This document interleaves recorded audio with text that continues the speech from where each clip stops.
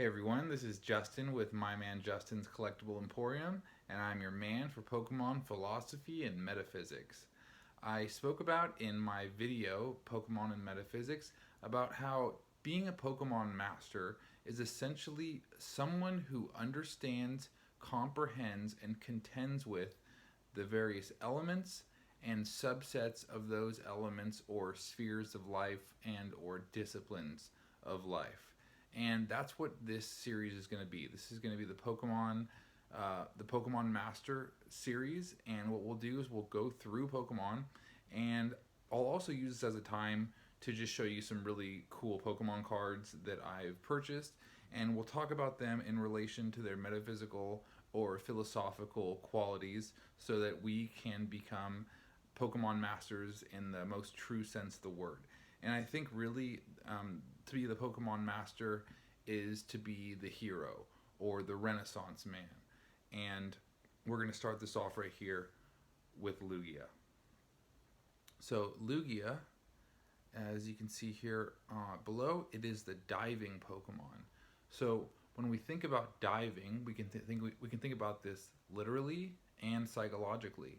Well, when you dive, you go down to deep areas, and when you go deep, pressure is increased and it gets darker.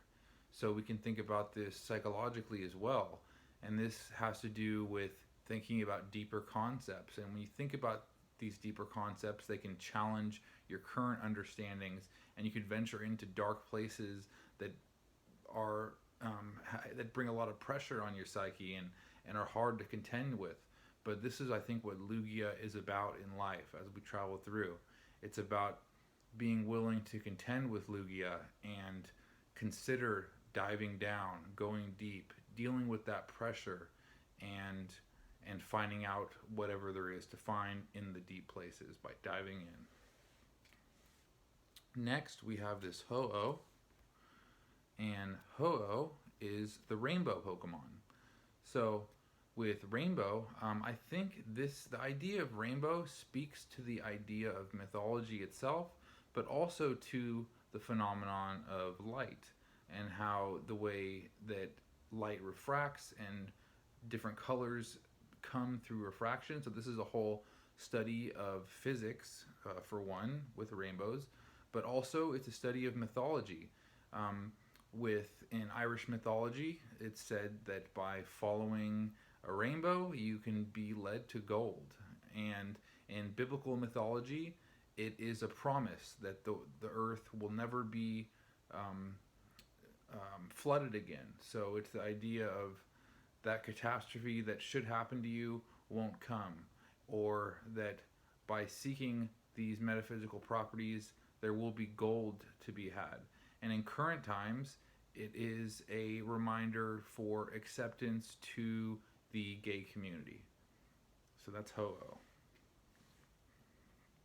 Here we have Palkia, and Palkia is the spatial Pokemon. And space is an interesting phenomenon in itself. There's been a lot of physicists who have speculated on the nature of space. The most recent and most popular in this current point in time would be Einstein. And Einstein was contending with Palkia. And his idea was that space itself could actually be curved. Before him, Newton used his understanding of space to understand how objects moved through space. And before him, Aristotle had understandings of space as understanding your position in space as an individual. So this has to do with, on a psychological level, knowing where you are in life, positionally to others, in time, and where you need to go and how to get there. Because this has to do, like with Newton, how to travel through space and how to get to where you want to go. And that is the aspect of Palkia. Here we have Arceus. And Arceus is known to be the creator of Pokemon. And what it is the alpha Pokemon. Alpha is the first letter in the Greek alphabet, and it has to do with the beginning of things or the first cause of things. And this is a lesson, I think, what Arceus teaches us. One thing is logic itself, how to have something, something must have preceded it. The whole idea of first causes itself, like the idea with the first cause of the universe, is in science what they call the Big Bang. And whatever you call it, it's just the idea that to have something, there has to logically be something that preceded it, or you get into the problem of what is called infinite regress. So that's what Arceus lets us consider. And of course, you can always get much more deeper. There's always much more to learn about the Pokemon or the spheres of influence in life. These are just reminders about how we can think about these things and then eventually come to understand them more. Next, we have this secret rare Moltres from Supreme Victors. And Moltres is the flame Pokemon. And I think the flame, or fire, is something of the idea of revolution, or the spark of revolution, and the idea of being able to control natural elements of life for our benefit, being able to cook food, being able to find warmth in places that without it may have killed us. So being able to handle the elements, being able to adapt to the elements, and these are all things that Moltres is what we can learn from by contending with Moltres.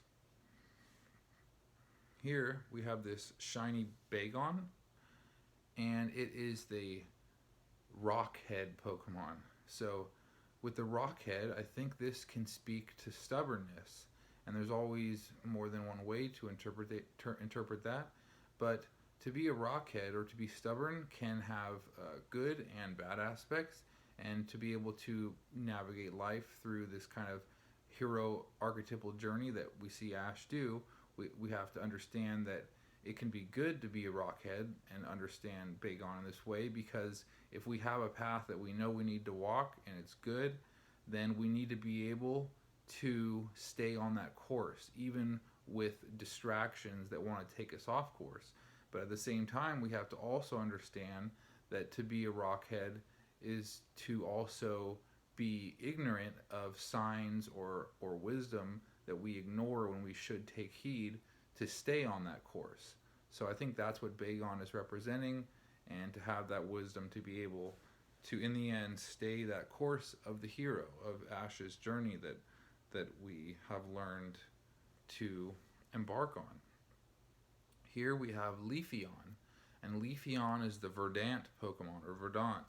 And what that word means is essentially a place with lush green foliage and grass.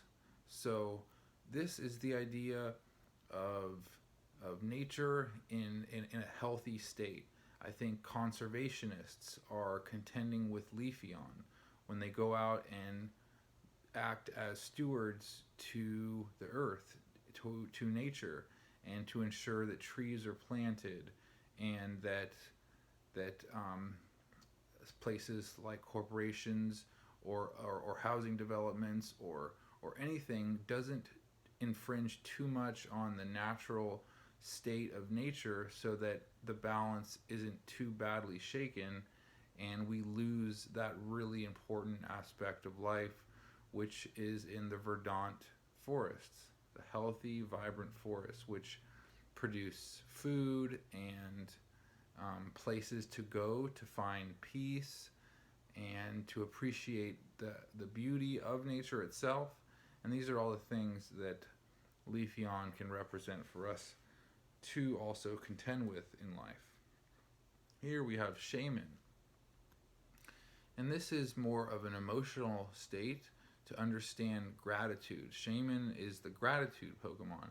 And gratitude is an important concept because it combats depression and arrogance or pride. So with gratitude, it's a way to combat those. Also, be someone that is a welcome person to be around others. It's a good way to have friends and people appreciate your company. And like I said, good for your own psychological well-being to combat the more negative aspects of psychology. And Togetic here, this Aquapolis Togetic, is also on that same kind of thought. It's the happiness Pokemon. And I think it's good to understand these as unique elements of psychology, but none are more important than the others. They're just different concepts to be able to contend with, understand, and master, to be able to deal with life and the hero's journey itself. So here we have Togetic, which is happiness, and it's important to understand that, you know, some people might think that happiness is all that matters in life, but there's times when you're dealing with, for example, Hydreigon or Crocodile, which represent brutality and intimidation, and these aren't the times to be happy when you're dealing with these or contending with these. They call for a more serious nature, and to kind of put aside happiness for a moment and realize that it's just another aspect of life that is to be utilized when it's most beneficial. And with intimidation and brutality, to understand that as they are the dark elements of reality, to understand that the dark side of reality is there.